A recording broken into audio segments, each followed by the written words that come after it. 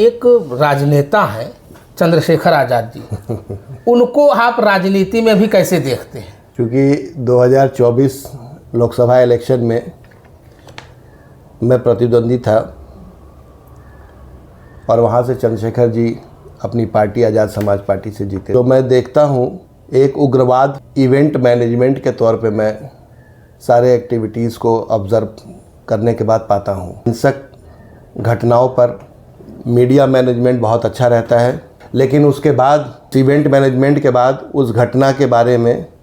न कोई विक्टिम आता है और न जो उसकी जो सेलिब्रिटी बनते हैं लोग उस मौक़ों पे वो आते हैं। दिशा विहीन राजनीति मेरे हिसाब से चल रहा है और जिस तरह की यूथ जो हमारे ख़ास करके दलित समाजों में जो यूथ है जो पढ़ लिख रहा है वो तो सारी चीज़ों को कहीं ना कहीं से समझ रहा है, लेकिन एक बहुत बड़ा आबादी यूथ का है जिसको शिक्षा का अवसर नहीं मिल पाया। वो एक भीड़ में बदलते जा रहा है जो आने वाले समय में समाज के लिए भी हितकर नहीं है। हिंसा और उग्रता की राजनीति बहुत ही अल्पकालिक होती है। चूँकि वर्तमान समय में आपने ऐसा टॉपिक छेड़ा है, वर्तमान समय में इस देश में मुख्यमंत्री भी जेल जा रहे हैं, सिटिंग चीफ मिनिस्टर्स भी जेल जा रहे हैं और आदरणीय राहुल गांधी जी डिफेमेशन के सूट पे मानहानि के मुकदमे में 2 वर्ष का उनको सज़ा होता है। मैजिस्ट्रेट कोर्ट से होता है, फिर सेशन कोर्ट से, फिर वही कंफर्म होता है हाई कोर्ट से और फिर सुप्रीम कोर्ट से स्टे पे। लेकिन जिसके ऊपर हीनियस ऑफेंसेस हैं, कई वर्षों से चल रहे हैं,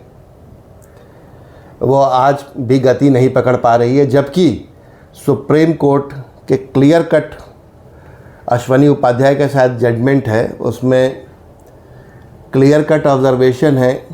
चीफ जस्टिसेस ऑफ स्टेट्स को कि जो भी एमपी एमएलए से रिलेटेड मामले हैं उसका त्वरित निस्तारण करें। तो कहीं ना कहीं से ये मन में संदेह भी है कि एक तरफ सत्ता दल जो विपक्षी दल के जो और नेता हैं, विपक्षी दल के नेता वो भी चीफ मिनिस्टर तक जो स्थिति है उनको तो वो जेल भेज रही है, उनके खिलाफ लगातार मुकदमे हो रही हैं, प्रॉपर्टीज़ अटैच हो रही हैं, बुलडोज हो रही हैं। उत्तर प्रदेश में समाजवादी पार्टी से ही आजम खान साहब की जो ट्रायल चल रही थी फाइल में, प्रत्येक तारीख पर उत्तर प्रदेश के बड़े बड़े अधिवक्ता मौजूद रहते थे। दिल्ली से सुप्रीम कोर्ट से अधिवक्ता जाते थे, जो कुछ उसमें 1-2 लोग शायद हाई कोर्ट जज भी बन चुके हैं उस पर्टिकुलर केस के लिए। लेकिन इतने मुकदमे होने के बाद भी कैसे ये चल पा रहे हैं, ये सभी लोगों के बीच में संदेह है। दलित को बांटने के लिए, चूँकि एक बहुत बड़ी आबादी करीब 21 से 22% जो हमारा वोट है वो दलित वोट है। 2024 के चुनाव में इंडिया गठबंधन को 43 सीट कुल मिली। 43 सीट में समाजवादी पार्टी को 37 और 6 कांग्रेस को मिली। कुछ जगह प्रशासन के द्वारा, उत्तर प्रदेश का तो मैं जानता हूँ, और भी जगह पे हुए होंगे, रिपोर्ट्स और सोशल मीडिया में आते हैं, लेकिन उत्तर प्रदेश में कई जगहों पे 10 से 12 सीटें बेईमानी से हराई गई, काउंटिंग में हराई गई। बहुत कम मार्जिन से सारी चीज़ें रहीं, लेकिन उसके बावजूद जिस तरीके की ढील दी जा रही है, क्योंकि भाजपा को उत्तर प्रदेश में खतरा ही समाजवादी पार्टी से है, इंडिया गठबंधन से है, सीधा मुकाबला है और इसका नतीजा और परिणाम 2024 लोकसभा में देख चुके हैं। इसलिए उनको दलित वोटों का बिखराव करने के लिए शायद ऐसे नेता बनाए जा रहे हैं, उनको चारों तरफ से सपोर्ट दिए जा रहा है जिससे कि दलित वोटों में बिखराव हो और जो हमारा पीडीए समाज 2024 में वोट पाया है उसमें सेंध लगाने की कोशिश की जा रही है। लेकिन ऐसा होना नहीं है, क्योंकि दलित समाजों में ये चेतना आ चुकी है कि इसकी आज की तारीख में रहनुमाई उसके हक अधिकारों की सिर्फ़ और सिर्फ समाजवादी पार्टी ही कर पाएगी। और संविधान की बात हो, सामाजिक न्याय की बात हो, आरक्षण की बात हो, जाति जनगणना की बात हो, यह सब मुखर होकर राष्ट्रीय अध्यक्ष जी हमारे सदन के अंदर भी और सदन के बाहर भी इस पे फोकस किए हैं और नतीजा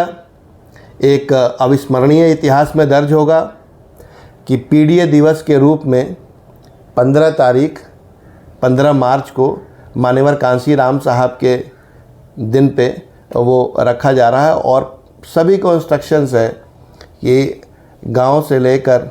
मुख्यालय तक जितने भी स्तर हैं, चाहे वो पूर्व विधायक हों, सिटिंग विधायक हों, पूर्व मंत्री हों, पार्टी के जो भी नेता हैं, कार्यकर्ता हैं, सभी मंडलों में, सभी ज़िलों में, सभी गांवों में मान्यवर कांशीराम साहब के सिद्धांतों के नीतियों का प्रचार प्रसार करिए, जिससे कि पीडीए समाज मजबूत हो। इस देश का पीडीए समाज ही असली बहुजन समाज है और इसमें कहने की कोई ज़रूरत भी नहीं है, न समझने की ज़रूरत है। मार्जिनलाइज सेक्शंस ऑफ सोसाइटी जो हमारा भारत का संविधान है, जिसको प्रोटेक्ट करता है, इसको आज की तारीख में मजबूत करने की ज़रूरत है।